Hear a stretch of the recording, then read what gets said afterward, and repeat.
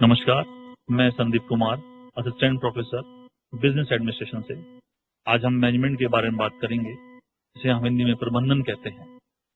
यह हमारा एक जीवन का महत्वपूर्ण अंग है। प्रबंधन हम हमेशा जीवन में व्यवस्थित और व्यवस्था चाहते हैं, तो उसे पूरा करने के लिए किस प्रकार से पूरा किया जाता है, आज हम आपको बताएंगे। जैसे कि रोजमर्रा की जिंदगी में हम जो अपनी कार्यशैली होती है, उसमें कई बार चिड़चिड़ापन आ जाता है, गुस्सा हो जाते हैं। ऐसा क्यों? सबसे बड़ा जो रीजन है वो है लैक ऑफ मैनेजमेंट, प्रबंधन की कमी। चाहे ऑफिस हो, चाहे घर हो, या आपका अपना पर्सनल स्पेस, पर्सनल जीवन हो, उसमें कहीं ना कहीं हम व्यवस्था जरूर चाहते हैं। तभी हम बहुत रिलैक्स रह पाते हैं, अपने आप को एक एनर्जी से भरपूर पाएंगे। इसलिए हम चाहते हैं कि व्यवस्था होना बहुत जरूरी है, जिसको हम बिजनेस की परिभाषा में हम प्रबंधन कहते हैं और मैनेजमेंट कहते हैं। इसी प्रकार कई तरह की परिभाषाएं दी गई हैं आप सभी को, जिसमें हेनरी फ्योल जो कहते हैं कि प्रबंधन करना का आशय पूर्वानुमान करना होता है।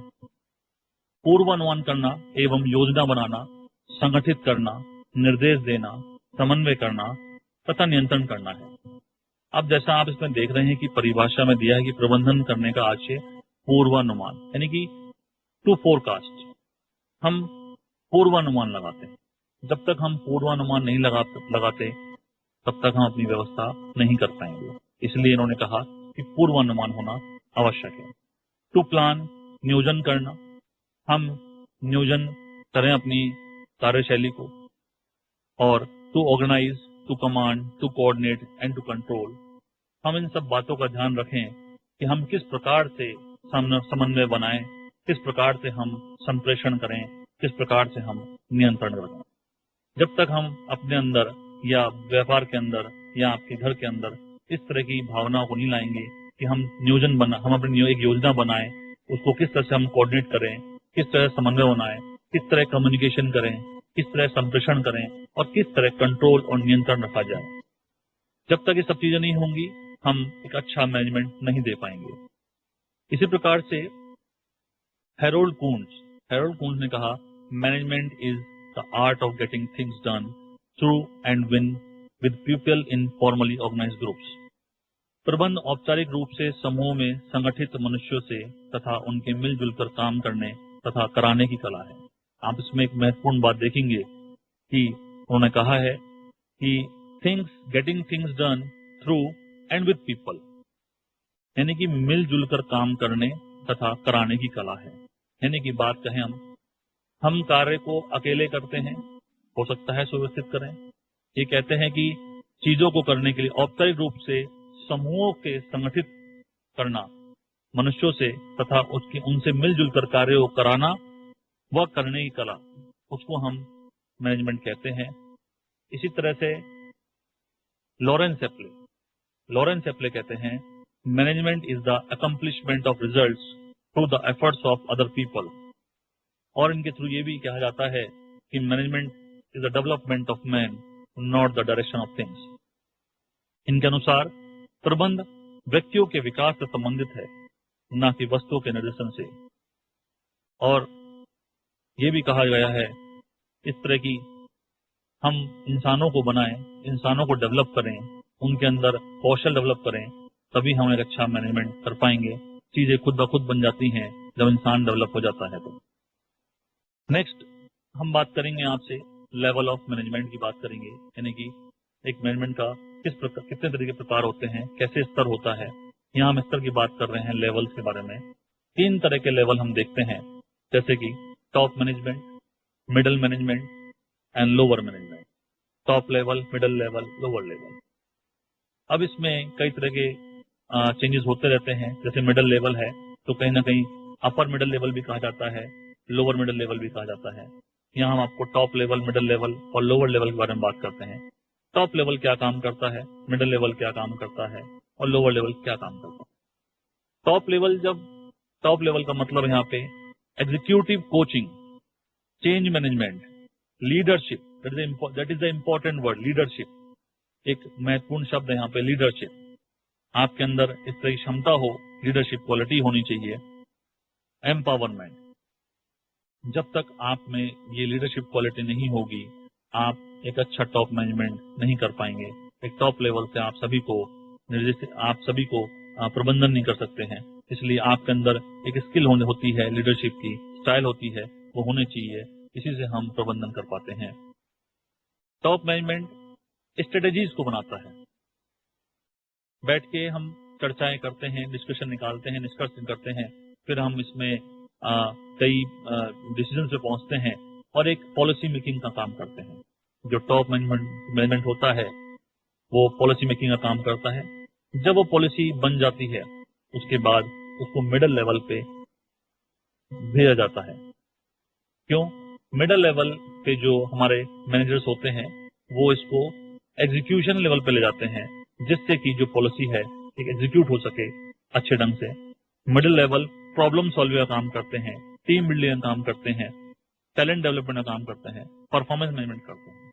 जैसे कि इस काम को करने के लिए कौन कौन सा ग्रुप सक्षम है, इस काम को करने के लिए किस ग्रुप को देना चाहिए, इस काम को करने के लिए किस टीम को देना चाहिए। जैसे कि आपकी क्रिकेट टीम होती है, क्रिकेट टीम में यही देखा जाता है, उसमें भी ग्रुप काम करता है, एक टीम काम करती है, एक समूह होता है जो एक उद्देश्य तक जाता है। इसलिए उसमें देखा होगा टीम भावना होनी बहुत जरूरी है, और उस टीम भावना को देखते हुए उनका जो कैप्टन होता है वो उसी प्रकार से अपनी फील्डिंग को सेट करता है कि कौन सा पर्सन किस जगह पे क्या अच्छा वर्क कर सकता है। उसी प्रकार से यहाँ पे भी मिडिल मैनेजमेंट ये देखता है कि कौन से मैनेजर को, कौन से एग्जीक्यूटिव मैनेजर को मुझे ये काम देना है, किस टीम को काम देना है।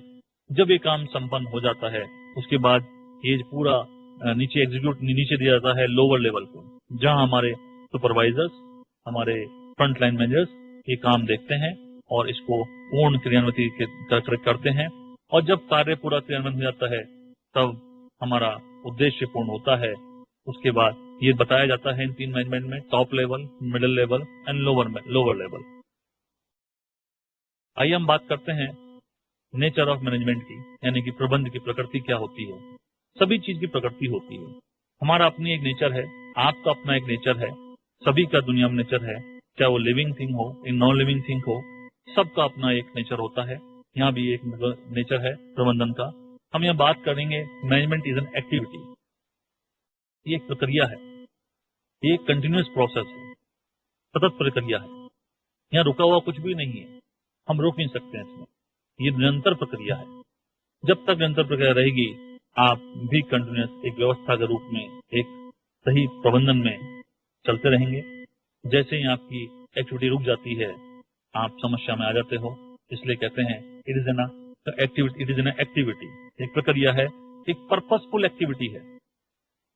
इसमें एक पर्पस देखा जाता है, आपका गोल क्या है, आपका उद्देश्य क्या है, आपके ऑब्जेक्टिव्स क्या हैं, आपके लक्ष्य क्या हैं। यानी कि हम यहाँ पर्पसफुल एक्टिविटी का नाम दे रहे हैं। किसी न किसी पर्पस के लिए इसका प्रबंधन काम किया जाता है। मान लीजिए आपने कोई भी अपना एक ऑब्जेक्ट चुना कि हमें ये काम करना है, हमें इतना प्रोडक्शन करना है, तो क्या करेंगे हम, हमारे सामने एक लक्ष्य तय हो जाता है, एक उद्देश्य तय हो जाता है, एक पर्पस हो गया हमारे लिए। अब एक पर्पस के लिए हम लग रहते हैं, एक उद्देश्य मिलने पर, तो एक उद्देश्य की प्रक्रिया है, पर्पसफुल एक्टिविटी है। Management is concern with the efforts of a group. मैंने अभी भी बात कही, क्रिकेट टीम की बात करी आपसे, चाहे कोई भी टीम हो, चाहे आपके ऑफिस की टीम हो, आपके घर के अंदर मेंबर्स हो, हम सभी ग्रुप में रह काम करते हैं। और जब हम ग्रुप एफर्ट्स लगाते हैं तो हम अपने ऑब्जेक्टिव्स को जल्दी ही और अच्छे ढंग से पा पाते हैं। यानी कि हम कहेंगे इसमें to accomplish the goals with effectively with the help of groups or with the team। Group में क्या नहीं होता, ग्रुप में ताकत होती है, ग्रुप में एकजुटता होती है। तो ये सब क्या करते हैं, एफर्ट्स ऑफ अ ग्रुप। आपका इंडिविजुअल अपना लक्ष्य हो सकता है और होना भी चाहिए। जब आपका अपना इंडिविजुअल ग्रुप होता है आप क्या करते हैं, एक टीम बनाते हैं। यहाँ पे जिन सबकी टीम बनने पर हमारा एक गोल हो जाता है, एक ऑब्जेक्टिव हो जाता है। गोल आप सबके थे, आपने मिलकर ऑब्जेक्टिव क्या करा, उसके पीछे लगे और अपना एक अच्छा एफर्ट देकर उसको पूर्ण रूप से प्राप्त किया। मैनेजमेंट अप्लाइज इकोनॉमिक प्रिंसिपल्स, यानी कि कहीं ना कहीं सिद्धांतों पर होता है। मैनेजमेंट को हम साइंस भी कहते हैं। इसलिए management involves decision making. Management के अंदर डिसीजन मेकिंग का बहुत बड़ा रोल होता है।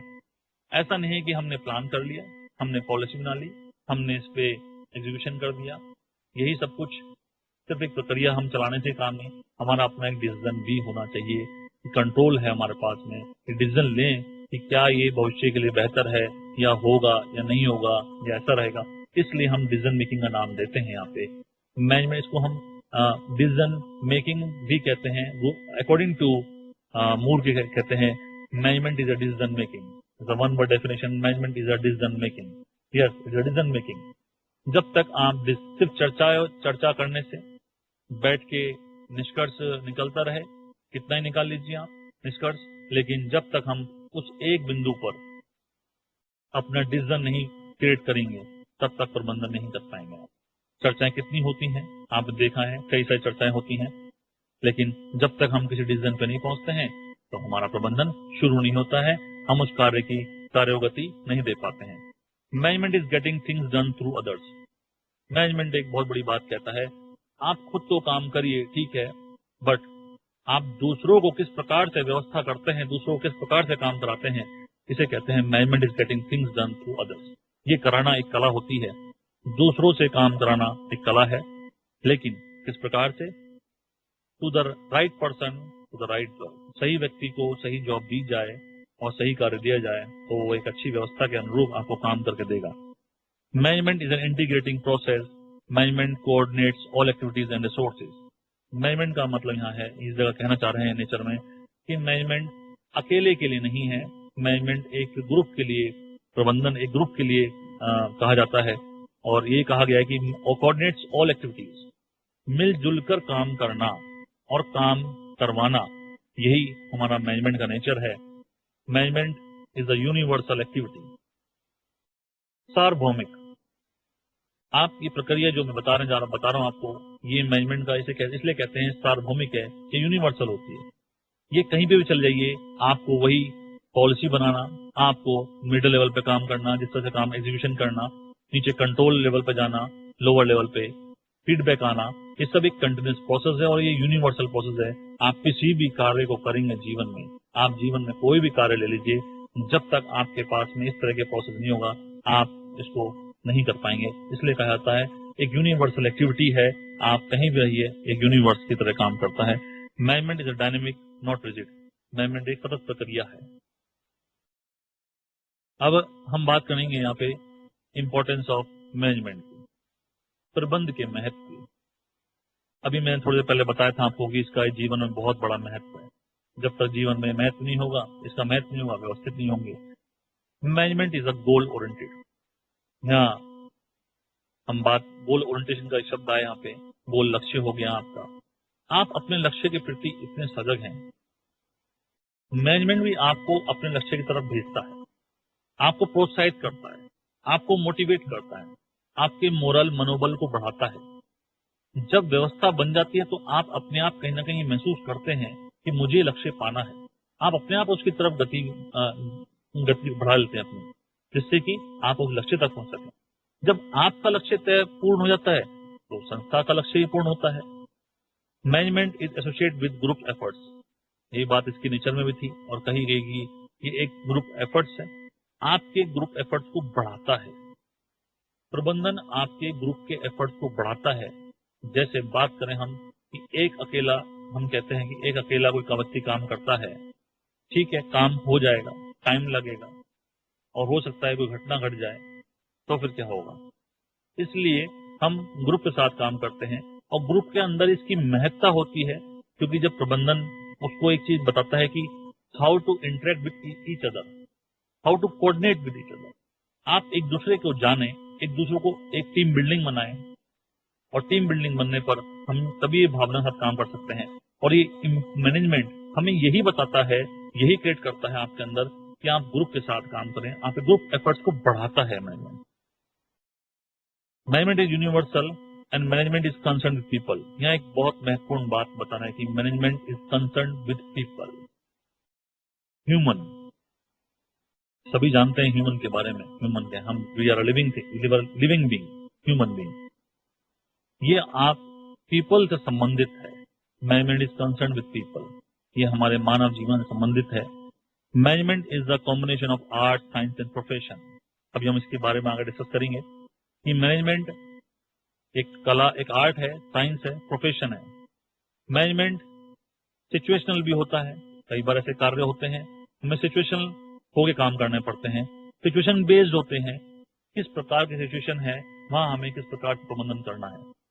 मैनेजमेंट इज इंटेंजिबल, ये एक तरह की फोर्स होती है, एक तरह का पावर है जो हमें दिखता नहीं है लेकिन काम के रूप में दिखता है, किस प्रकार से हमारा प्रबंधन किया जा रहा है, इसलिए कहा गया है मैनेजमेंट इज इंटेंजिबल।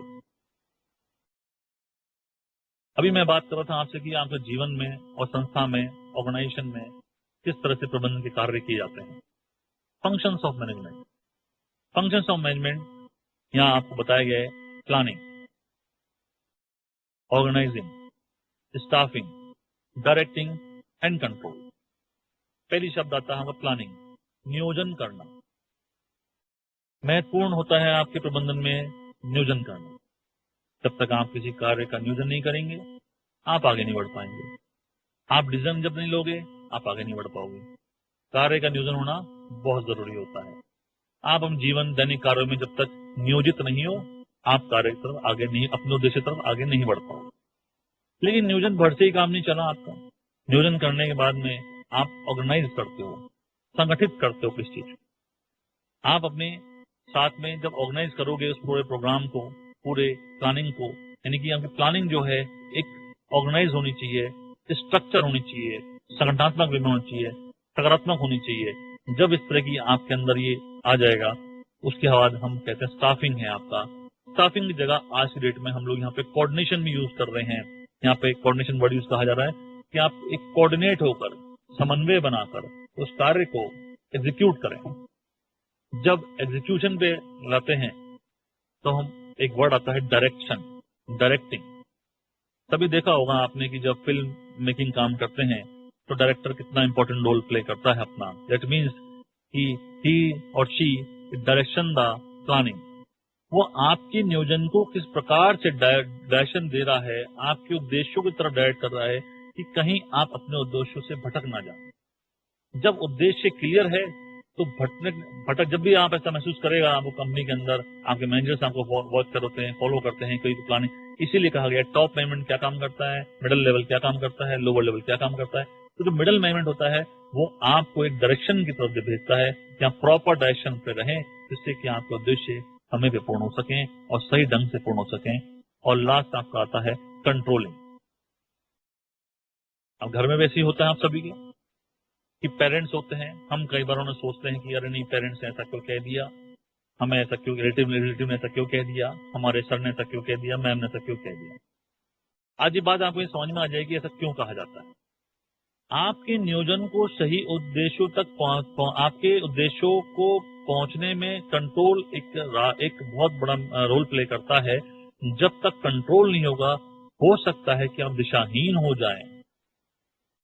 समंदर में जब जहाज चलता है तब ये देखा जाता है, जब समंदर में तूफान आता है, अगर आपका अपने शिप के पे कंट्रोल नहीं है तो हो सकता है कि आपका जहाज दिशाहीन हो जाए। और जब दिशाहीन हो जाओगे आप लक्ष्य तक पहुंच नहीं सकते। इसलिए वर्ड भी कहा गया है planning is the complementary to planning and controlling is complementary to each other. Planning and control दोनों ही एक दूसरे के रूपक होते हैं। आपका प्लानिंग प्रॉपर नहीं है, कंट्रोल आप नहीं कर सकते प्रॉपरली।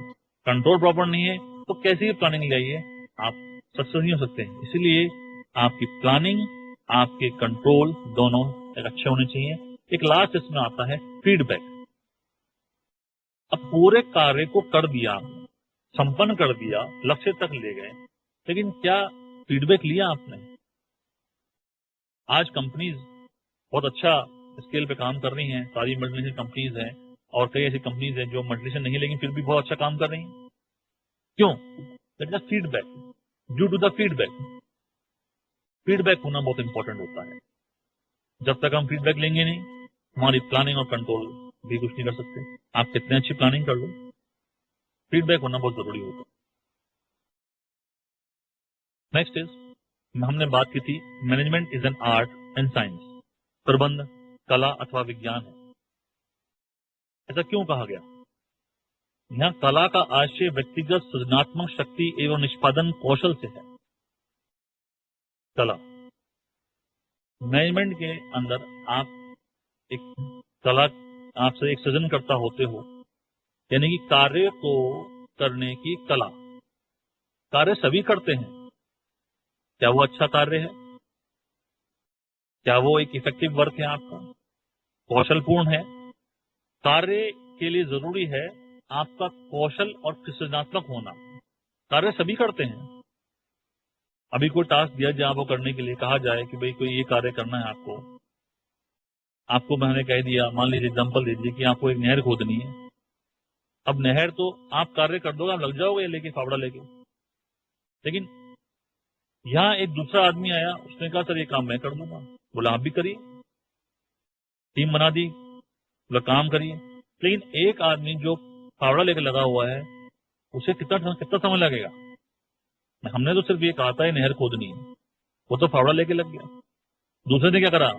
दूसरा गया, उससे ये तो कभी नहीं कहा हमने कि टीम मत बनाइए, टीम से मत बात करिए, ये संसाधन नहीं देंगे आपको। हमने कहा ही नहीं, हमने सिर्फ क्या कहा, आपको नहर खोदनी है। एक गया, टीम लेके आया, पूरे इंस्ट्रूमेंट लेके आया, और आया मशीन लेके आया, उसने शुरू कर दिया। अब बताइए काम कौन अच्छा करेगा? दूसरा किस प्रकार से करेगा? आपने सीधा सीधा खोदना शुरू कर दिया, उसने कहा नहीं मैं सीधा नहीं चलाऊंगा फावड़े को, मैं टेढ़ा चलाऊंगा। तो अब बताइए कि जो सृजनात्मक है उसका काम जल्दी होगा। या ये भी कह सकता हूं मैं कि अगर 2% को मैं कहूं कि सिर्फ फावड़े से ही आपको ये गड्ढा खोदना है या इससे काम करना है, तो कौन अच्छा करेगा? जो व्यक्ति फावड़े को चलाते वक्त अपनी सृजन से, अपनी क्रिया, अपनी कौशल से उस फावड़े को सही एंगल पे इस्तेमाल करेगा मिट्टी के ऊपर, तो वो जल्दी काम अच्छा करेगा। कारण क्रिएशन, आर्ट, आपकी कला है, आपका कौशल है। कला कौशल दोनों बताइए आपको मैंने यहाँ साथ में। कला का मतलब यहाँ और व्याख्या कर देता हूँ आपको कि आप उसको कितना क्रिएटिविटी कर सकते हो, कितना क्रिएट कर सकते हो उसको, आप कितना और रोचक कर सकते हो आप। आजकल कंपनी में बहुत सारी ट्रेनिंग्स होती हैं, यानी कि ये नए क्रिएशंस हैं, नए सृजन है। आपको इंटरेस्टिंग, आपके काम को इंटरेस्टिंग बनाना, रोचक बनाना। जब तक काम रोचक नहीं होगा, आप काम के अंदर करने के लिए इच्छुक नहीं होंगे। इसीलिए हम ट्रेनिंग सेशंस को, हम वर्कशॉप्स को, सेमिनार को, कॉन्फ्रेंसेस को ऑर्गेनाइज करते हैं, जिससे कि आपके अंदर नई ऊर्जा, नया सृजन होता रहे, एक क्रिएटिविटी बढ़ती रहे, और प्रबंधन के अंदर आपको प्रबंध करने की आपके क्षमताएं बढ़ती रहे, इसलिए और कलाएं आपके अंदर विकसित होती जाए। It is creative, it involves use of skills. मैंने अभी यहाँ बात की, कौशल की बात करी, स्किल्स की बात करी। It involves use of technical know how. मैंने अभी ये बात कहा टेक्निकल, आप कितना टेक्निकल हैं, आप कितना टेक्नो फ्रेंडली हैं, आप कितने काम को लॉजिकली देखते हैं, टेक्निकली देखते हैं। It is directed towards getting results. हम अपने कार्य को रिजल्ट तरफ ले जाते हैं। ये देखिए यहाँ एक ब्रेन बना हुआ है, यहाँ पे एक ब्रेन जो बना है, इसमें आधा जो पार्ट है वो टेक्निकल है, और आधा जो पार्ट है वो पेंट आपको दिखाया गया है, कला के साथ दिखाया गया। हम सभी के अंदर एक कला छुपी हुई है। इस कला को हम एक अच्छे प्रबंधन में इस्तेमाल करते हैं, और सभी करते हैं। सभी अपने कार्यों करने के लिए अपने अंदर जो क्षमताएं हैं उनका इस्तेमाल करते हैं। और एक तरफ जो दिया गया है वो आपको टेक्निकल ब्रेन दिया गया है। जब इसलिए कहा जाता है यहाँ पे management is a art science. Science कहते हैं, प्रबंध एक विज्ञान है, systematic collection and processing of information. आप इंफॉर्मेशन को इकट्ठा करना, उस इंफॉर्मेशन के, ये मैं बात इसलिए कर रहा हूँ इंफॉर्मेशन की, कि सही सूचना होना बहुत जरूरी है एक अच्छे प्रबंधन के लिए। जब भी आप कोई कार्य करेंगे, जब तक आप पास सही सूचना नहीं होगी, आप किसी भी कार्य को उद्देश्य तक नहीं ले सकते। और जब सूचना होगी आप पास में, किस प्रकार की सूचना चाहिए, उसका आपको सूचना इकट्ठी करना, और उस सूचना के साथ एनालाइज करना। मैंने एक लाइन लिखी है, the data is analysed and decisions are taken. जब तक आपके पास सूचना नहीं होगी, आप निष्कर्ष तक नहीं पहुंचोगे, निष्कर्ष नहीं मिलेगा, आप डिसीजंस नहीं ले पाओगे। That is the important factor in the management design science. Management collects information either by observation or experiment. किसी प्रकार से आप सूचना ले सकते हैं, या तो ऑब्जर्व कर कर या एक्सपेरिमेंट कर कर. And practices. एग्जाम्पल दिया है हमें. Marketing people collect information about expected sales on the basis of observation, experiment and practice.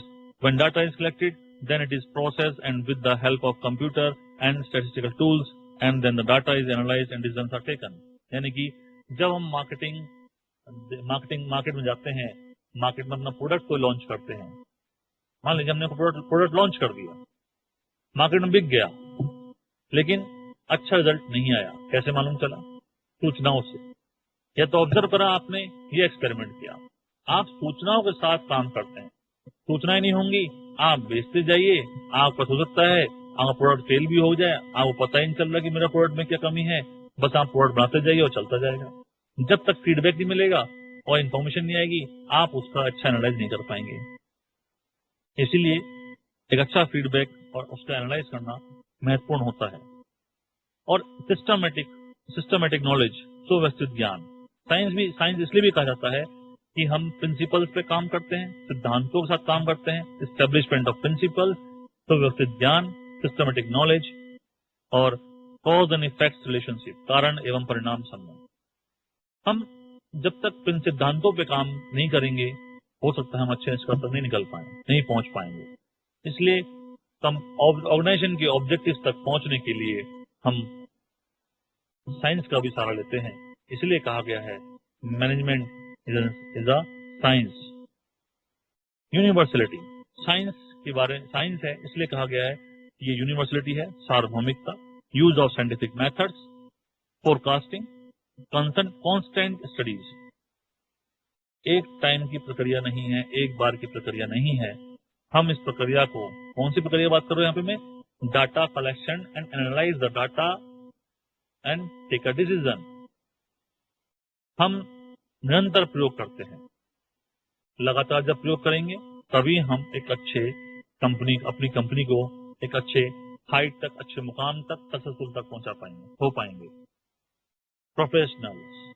हम प्रोफेशनल्स भी कहते हैं मैनेजमेंट को. क्यों कहा जाता है प्रोफेशनल्स? आप यहाँ देख रहे होंगे कि यहाँ पे बिल्डर्स भी हैं, वर्कर भी हैं, यहाँ पे डॉक्टर्स भी हैं, लॉयर्स हैं, और आप सामने एक अच्छे मैनेजर्स हैं, HR मैनेजर्स हो सकते हैं, एडवर्टाइजिंग मैनेजर्स हैं आपके सामने, एंड आपके साथ आर्किटेक्ट भी है, इंजीनियर्स हैं.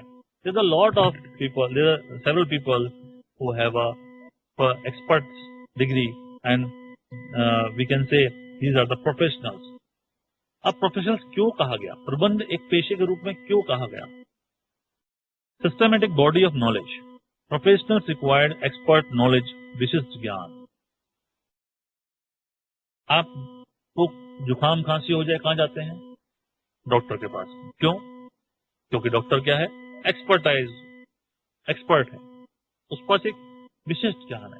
ज्ञान आपको भी है, लेकिन आपके पास डिग्री नहीं है. उनके पास क्या है? एक लाइसेंस, एक ऑथराइज्ड डिग्री है, और वो उसके विशिष्ट ज्ञानी कहलाते हैं, विद्वान कहलाते हैं. इसीलिए हम डॉक्टर पास जाते हैं, इसलिए मना करते हैं कि घर पे उपचार ना लीजिए आप. इसी प्रकार से हम बात करें एजुकेशन के अंदर, ज्ञान सब में है, लेकिन हर कोई लॉयर नहीं हो सकता. हर कोई आपके कहते हैं कि कोई भी आपको लेक्चर दे जाए, नहीं. Why we take knowledge from experts? क्योंकि ये एक प्रोफेशनल थिंग है, प्रोफेशनल क्रिएशन है. हमारी एक जिम्मेदारी होती है, हमारा सामाजिक दायित्व होता है कि हम एक इंसान को, एक दूसरे इंसान को एक विशिष्ट ज्ञान के साथ में उसको एक अच्छी नॉलेज और एक सही सटीक शब्दों में कहें कि हम उसको एक सही ज्ञान दें. प्रोफेशनल इसलिए भी कहा जाता है the professionals are social responsible. Professional सामाजिक दायित्वों को ध्यान में रखते ही सलाह देते हैं. आप कभी लॉयर के पास जाएंगे तो लॉयर आपको सही सलाह देगा. क्यों देगा? क्योंकि उसका ये दायित्व है, उसका सामाजिक दायित्व है. इसलिए कहा जाता है प्रोफेशनल्स आर सोशल रिस्पॉन्सिबल. ये बहुत इंपॉर्टेंट फैक्टर है कि सलाह वहां से मांगे जो प्रोफेशनल हो। आप घर बनवाएं तो इंजीनियर से जरूर पूछें कि घर किस तरह से और किस प्रकार से बनेगा। जहां भी आपने चूक करी कि आप प्रोफेशनल या किसी एक्सपर्ट से सलाह नहीं ली, तो डेफिनेट है आपका काम उस तरीके से नहीं हो पाएगा जिस तरह से एक एक्सपर्ट काम करता है, चाहे वो आपके ऑफिस में हो चाहे घर में हो। इसलिए बिजनेस में हम लोग प्रोफेशनल्स लोगों को लेते हैं क्योंकि वो उस काम के एक्सपर्ट होते हैं और उस काम को उद्देश्य तक पहुंचाने में मदद करते हैं, अच्छी तरह से मदद करते हैं। चलिए हमने अभी जब हमने शुरुआत की थी तो एक परिभाषा दी थी हमने लॉरेंस एप्ले की। ये कहा था कि मैनेजमेंट क्या है, development of people not direction of things. ये बार बात आ रही थी, थोड़ा सा और एक्सप्लेन कर देते हैं इस बात को कि द डेवलपमेंट ऑफ पीपल। मैं हर बार एक बात कहता हूँ, बहुत सारे निष्कर्ष होते हैं, बहुत सारे विचार होते हैं, लेकिन मैं बहुत महत्वपूर्ण बात बता रहा हूँ आपको इस बात पे। दुनिया में कोई भी प्रॉब्लम हो, कोई भी समस्या आती है, जब तक हम इस फॉर्मूले को नहीं अपनाएंगे हम जीवन में कोई भी सक्सेस नहीं पा सकते। हम क्या बनाने लग रहे हैं, हम चीजों को बनाने लग रहे हैं। चीजें बनाने से क्या होगा, चीजें बनती जाएंगी लेकिन उसको चलाने वाला अनस्किल्ड रह जाएगा, चलाने वाला कोई है नहीं। अब जब चलाने वाला ही नहीं होगा तब वो चीज चलेगी कैसे? एग्जाम्पल ले लीजिए, मान लीजिए अब कार कितनी बना दो, कितनी ऑटोमेटिक बना दो, लेकिन कहीं ना कहीं ह्यूमन तो चाहिए हमें। कितना टेक्निफाइड कर लोगे आप, क्योंकि ह्यूमन रिसोर्स हमें नीड है, हमें चाहिए। और हम बार बार इस बात पे एम्फेसिस कर रहे हैं और मैं इस बात पे पूर्ण जोर दे रहा हूं कि development of people not the direction of things. हम इंसानों के कैपेसिटी और स्किल्स को डेवलप करें। यहाँ कैपेसिटी का मतलब क्षमताओं के साथ बढ़ा रहे हैं, उसके मोटिवेशन को हाई करें, उसके मनोबल को बढ़ाएं, उसके मोरल को बढ़ाएं। जब तक हम उसकी मोटिवेशन और मोरल को एनहेंस नहीं करेंगे तब तक हम चीजों को नहीं कर पाएंगे। इसलिए इंसानों का विकास होना बहुत जरूरी है। हम कहीं ना कहीं इस तरह की चर्चा, इस तरह के पढ़ते रहते हैं, career development, career planning, success development, but कहीं ना हम इस बात से छूट रहे हैं कि डेवलपमेंट ऑफ पीपल होना चाहिए। हम इस पे फोकस ही नहीं कर रहे हैं। इसलिए ये बार बार मैं फोकस कर रहा हूं इस बात पे कि development of people not the direction of things. क्योंकि मानव, people is the resource, behaviour, उसके अंदर एक बिहेवियर देखा जाता है, इमोशंस होते हैं, स्किल्स होते हैं। हमें इन चीजों की अंदर बढ़ाना चाहिए इंसान के अंदर, उसके इमोशंस को ध्यान रखना चाहिए, उसके रिसोर्सेज को ध्यान रखना, उसके एज अ रिसोर्स ध्यान रखना चाहिए। Human is the core part of management. Positive attitude, organisational objectives fulfil the needs of human. जब तक हम इंसानों की नीड्स को फुलफिल नहीं करते हैं, हम संस्था के उद्देश्यों को पूर्ण नहीं कर पाएंगे। संस्था के उद्देश्य पूर्ण कब हो पाएंगे? जब हमारे ह्यूमन रिसोर्स हमारा एक अच्छा डेवलप हो पाएगा। और जैसे ही किस प्रकार से डेवलप करना है, अकॉर्डिंग टू मास्लो ने बात कही कि व्यक्तियों की विभिन्न आवश्यकताओं जैसे शारीरिक, सुरक्षात्मक, सेफ्टी, अहम एवं सम्मान यानी कि एस्टीम, आत्मविकास यानी कि सेल्फ एक्चुअलाइजेशन आदि को संतुष्ट करके ही उनको विकसित किया जा सकता है। जब तक हम उनकी 5 नीड्स को पूरा नहीं करते हैं, हम ह्यूमन रिसोर्स को डेवलप नहीं करेंगे, तब तक हम उसको एक अच्छा एसेट्स नहीं बना पाएंगे। ह्यूमन एक अच्छा एसेट्स है और हमें उसको विकास करना चाहिए। इसी के साथ मैं अपना लेक्चर खत्म करता हूं।